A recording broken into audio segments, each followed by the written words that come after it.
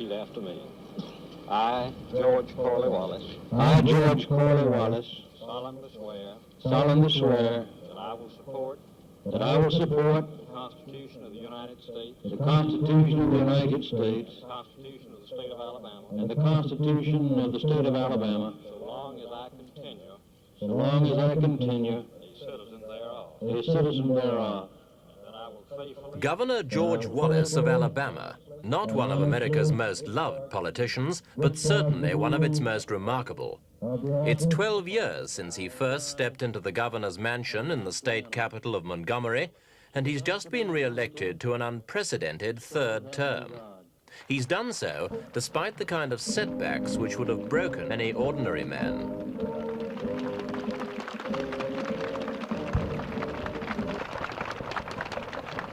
Whatever else he may be, Wallace isn't ordinary. His political guile, his persistence, and his sheer durability are all exceptional. But his appeal is to the ordinary man, the average American. Wallace wants lower taxes, no forced integration of the races, and no interference from faraway Washington in local affairs. To his friends, he's a speaker of plain if unpalatable truths. To his enemies, and there are many of them, he's a bigot and a racist.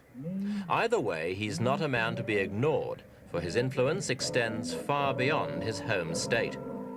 He's in the news now, not merely because he's governor once again, but because, according to the latest opinion polls, he's the man most voters of the Democratic Party would like to see running for president next year.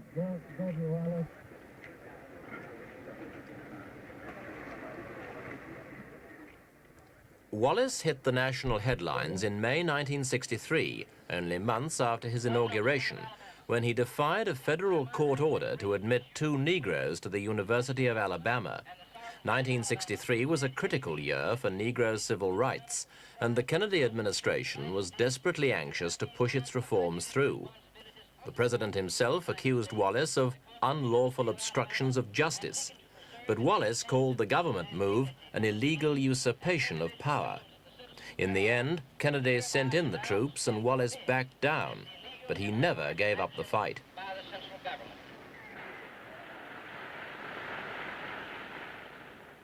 Wallace's term of office ran out in 1966, and state law prevented him from standing again that year.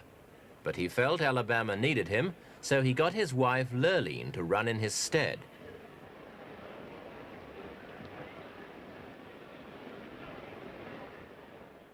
They both made it clear that if Lurleen were elected, she would be governor in name only. Wallace was then able to campaign for himself in very much the normal manner.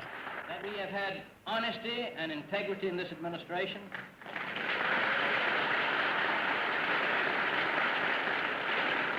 And that in itself has made Alabama a stronger state in the fight against communist aggression from without. Yes. I hope that you will continue the Wallace administration doing the next 4 years. Thank you very much.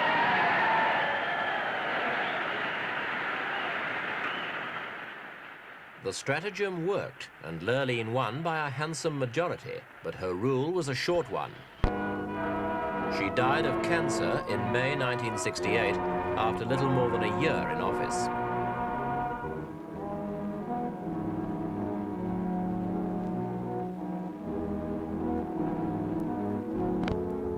For Wallace, it was both a personal tragedy and a political blow which brought an end to his rule as governor by proxy.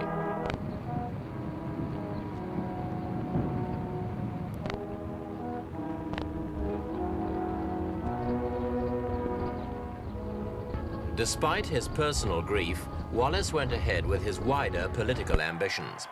Later that year, he was throwing himself with his usual vigor into the presidential elections.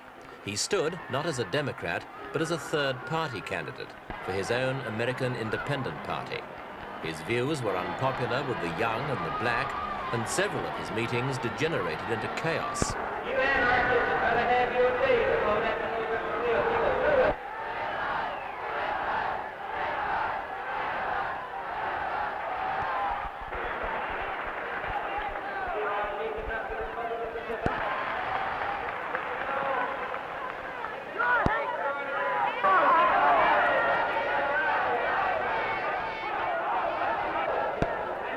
Wallace battled through it all and even turned the heckling to his advantage, using it to give emphasis to one of his favorite themes, law and order. It's because of militants, activists, revolutionaries, anarchists, and some communists, and the Supreme Court having handcuffed the police in our country and made them second-rate citizens. And if you walk out of this building...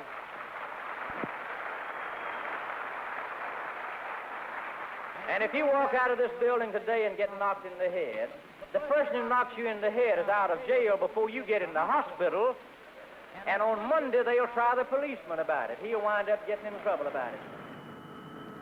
As an analysis of the law and order problem, it was unsophisticated to say the least. But Wallace continued to use that formula for years, repeating it word for word. In 1968, it helped get his message through to more than 13% of the electorate, drawing nearly 10 million votes away from the two major candidates. Wallace hadn't won, but he'd proved his power. He returned home to prepare for another attempt on the Alabama governorship. By mid-1970, he was ready.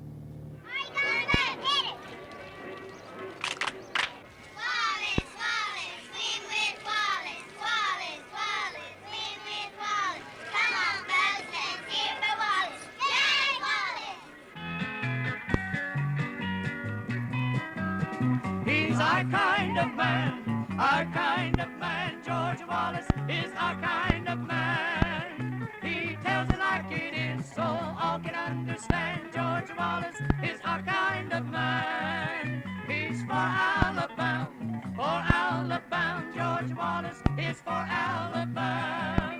He did it before, he'll do it again. George Wallace is for Alabama. Folks, glad to see you. Hello there, Dizzy. It was a difficult campaign. Wallace, they said at the time, was running scared.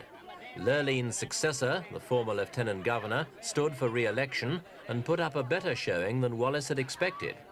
There was also, for the first time, a breath of scandal when the press queried contracts awarded to a building firm run by his brother. On top of this, the state's black electorate had increased considerably in recent years, but he needn't have worried. When the time came to make the choice, 3 voters out of 4 decided George Corley Wallace was the man for the job.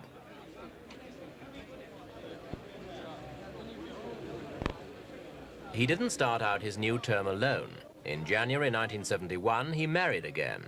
His bride, Cornelia, was a former beauty queen, a divorcee, and a member of a prominent Alabama family.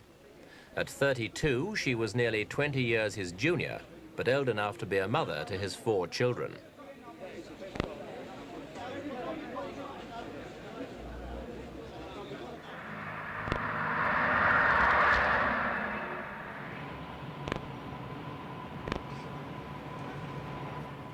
During 1971, there was considerable controversy over one of Wallace's main targets, busing. This is a means of achieving racial balance by sending children not to their nearest school, but to one which would otherwise be either all black or all white. Wallace declared he'd got nothing but contempt for the courts which tried to enforce it, which was just what his supporters wanted to hear. They certainly got their money's worth from old George. And I remember it was Hitler who took over the education of the children in Germany. And it's Russia that's taken over the education of her children. And when there are those who say that a law that allows a parent or guardian to determine whether the health or safety is involved, who else better can decide that? And I hope you'll insist that your leaders. We can't do everything, but I can tell you tonight in Pritchard, Alabama, that I've tried all I know how to do, and I'll continue to try because I know it's not hopeless, and I've been all the way from Buffalo, New York, walking through mobs, being spat upon, talking about the people in Pritchard. I've been all the way to San Diego and all the way back to Portland, Oregon, and I want you to know that as long as I am your governor and involved in public life, and I want the networks to know that as long as people in Pritchard have the resolve they have, and those like them in Alabama in this country, that we are someday going to win out in getting back the control of the life and health and safety of our children here in Alabama and throughout the nation. Thank you very much, ladies and gentlemen.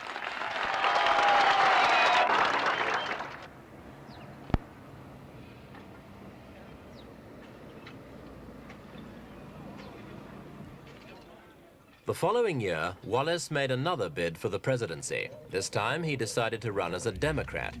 His aim, he said, was to wrest control of the party from the so-called intellectual snobs who feel big government should control the lives of American citizens from cradle to grave.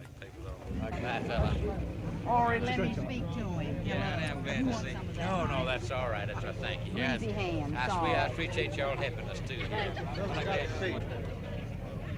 Wallace was facing formidable opposition from other Democratic contenders such as Senators McGovern and Muskie, but he still did well. His stand on busing went down particularly well here in Florida, and he took the state with ease. He also won Michigan with an even bigger majority, and by May, he'd collected 100 delegate votes for the Democratic convention. In this 8th most populous state here in the Union, the great state of Florida. And it's not only...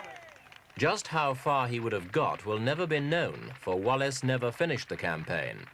As he was attending a rally in Maryland, he was the victim of an assassination attempt which very nearly succeeded. His attacker was Arthur Herbert Bramer, the man with dark glasses, seen here just before the shooting. The unemployed son of a lorry driver, Bramer was described even by his friends as a lonely weirdo. In this film of the attack, you'll see Bramer's gun on the right of the picture.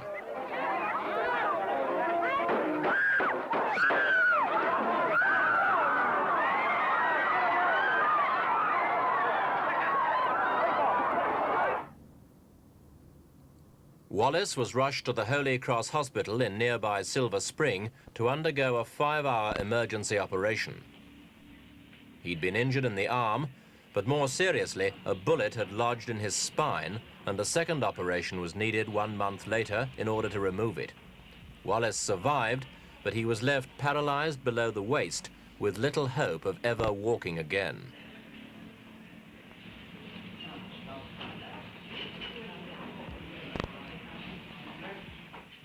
It looked like the end of his political career, but once again Wallace bounced back. State law had already been changed to allow a governor to succeed himself, and in 1974, Wallace announced he was going to run for a third term.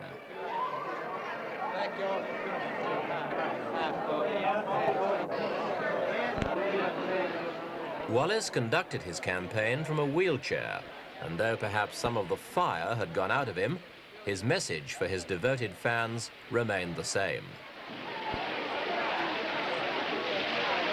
I'm going to be able to express the viewpoint of the average citizen of this state, which is the viewpoint of the average citizen in the United States, about the high federal taxes, the giveaway foreign aid programs, to talk about the matter of law and order, the matter of national defense, the matter of involvement in our domestic democratic institutions.